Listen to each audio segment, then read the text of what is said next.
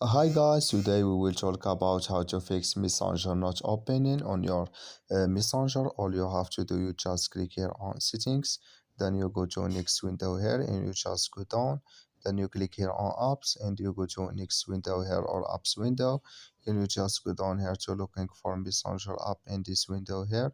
You click here on Messenger, then you just go to next window here and you just click here on force stop, then you click here on OK, then you just go down, you click here on storage and you come to storage window. You just click here on clear cache, then you click here on clear data, and you just turn off your phone and turn on it, and it's going to work with you.